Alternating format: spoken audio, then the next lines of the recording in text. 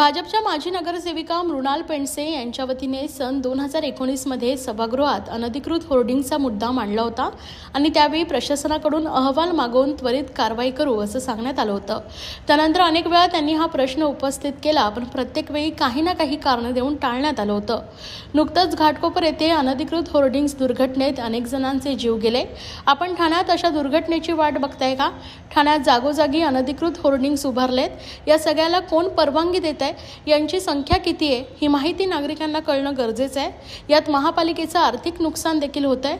यावेळी भारतीय जनता पक्षाच्या महिला मोर्चाच्या वतीनं आज निदर्शनं करण्यात आलेत। सदर आशयाचं निवेदन ठाणे महानगरपालिका आयुक्त सौरभ राव यांना देण्यात आलेत व येत्या 8 दिवसात अनधिकृत होर्डिंग्स हटवण्याबाबत योग्य ती कारवाई करावी, अन्यथा ठाणे महानगरपालिका मुख्यालयाच्या गेटवर ठिय्या आंदोलन करण्यात येईल असा इशारा यावेळी माजी नगरसेविका मृणाल पेंडसे यांनी दिला आहे। नुकतीच घाटकोपरमध्ये एक जी होर्डिंग पडून दुर्घटना घडली, अनेक लोक त्यात मृत्युमुखी पडले आणि पुन्हा एकदा अनधिकृत होर्डिंगचा प्रश्न ऐरणीवरती आलेला आहे।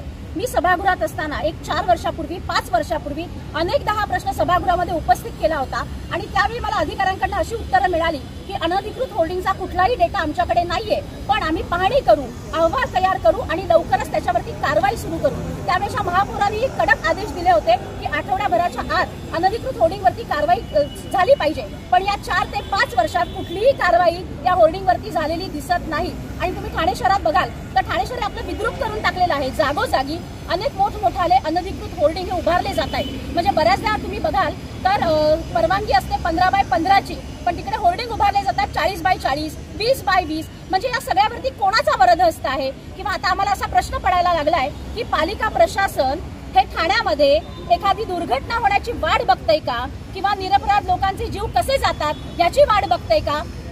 आत्ताच मी आयुक्तांना हे निवेदन देऊन आलेले आहे की लवकरात लवकर अनधिकृत होर्डिंगची संख्या किती आहे हे ठाणेकरांसमोर जाहीर करावं। कारण मी सांगते की त्यावेळी मला असं उत्तर दिलं होतं अधिकाऱ्यांनी की अधिकृत होर्डिंगची संख्या 549 आहे। म्हणजे याचा अर्थ उरलेले सगळे होर्डिंग हे अनधिकृत आहेत का, तर ते ठाणेकरांसमोर जाहीर करावं। आणि जर 8 दिवसामध्ये या सगळ्या अनधिकृत होर्डिंगवरती जर कारवाईला सुरुवात झाली नाही तर आज आम्ही इशारा देतो की ठाणे महानगरपालिकेच्या बाहेर बसून आम्ही ठिय्या आंदोलन करू।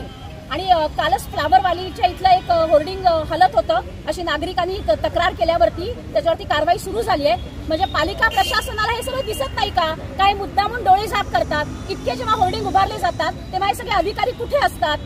आणि काल जे कारवाई सुरू झाली म्हणजे नागरिकांनी तक्रार केल्यावरती त्या प्रशासनाला जर जाग येत असेल तर आता या प्रशासनाचे डोळे कसे उघडायचे हे आम्हाला चांगलंच माहिती आहे। त्यामुळे आज मी इशारा देते की 8 दिवसाच्या आत ठाण्यातले जितके अनधिकृत होर्डिंग्स आहेत त्याच्यावरती जर कारवाईला सुरुवात झाली नाही तर इकडे बसून आम्ही तीव्र आंदोलन सुरू करू।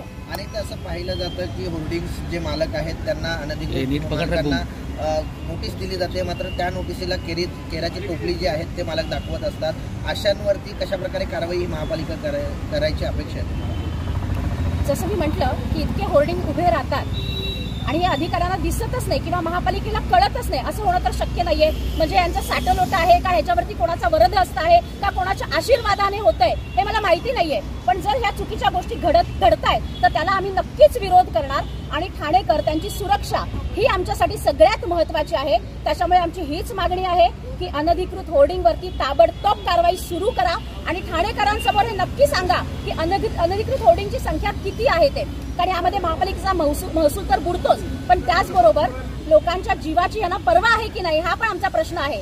त्याच्यामुळे कडक कारवाई तर झालीच पाहिजे आणि जर कोणी अधिकारी या सगळ्याला पाठीशी घालत असतील तर त्यांच्यावरती देखील कडक कारवाई पालिकेने केली पाहिजे। मॅडम, आता नव्यानेच लाईटवाले होल्डिंग लावलेले आहेत, ज्याच्यामुळे जे वाहन चालक आहेत LED त्यांच्या प्रकाश डोळ्यावर येऊन अपघात देखील होण्याची शक्यता आहे। त्या लाईटवाल्या होल्डिंग बद्दल काय मत आहे आपलं? कुठलेही होर्डिंग आपण कशासाठी लावतो की जाहिरात करण्यासाठी, पण त्याचा जर कुठल्याही प्रकारच्या होर्डिंगनी जर नागरिकांना त्रास होणार असेल तर अशा सगळ्या होर्डिंगला आमचा विरोधच असेल। त्याच्यामुळे जे तुम्ही म्हणताय की लाईटवाले होर्डिंग त्याचा जर सामान्य जनतेला त्रास होत असेल तर तेही ताबडतोब काढून टाकले पाहिजे। मॅडम, शेवटची भूमिका काय असणार आहे जर या होर्डिंगवरती कारवाई महापालिकेने केली नाही? आता आज आम्ही आयुक्तांना निवेदन दिलेलं आहे, त्यांना विनंती केलेली आहे की 8 दिवसात अनधिकृत होर्डिंगची संख्या तुम्ही जाहीर करा आणि 8 दिवसाच्या आत ठाण्यातले जितके अनधिकृत होर्डिंग्ज आहेत त्याच्यावरती कारवाई सुरू करा। आणि त्यांना मी इशारा देते की त्यांनी जर या होर्डिंगवरती कारवाई सुरू केली नाही तर 8 दिवसानंतर महापालिकेच्या बाहेर बसून आम्ही ठिय्या आंदोलन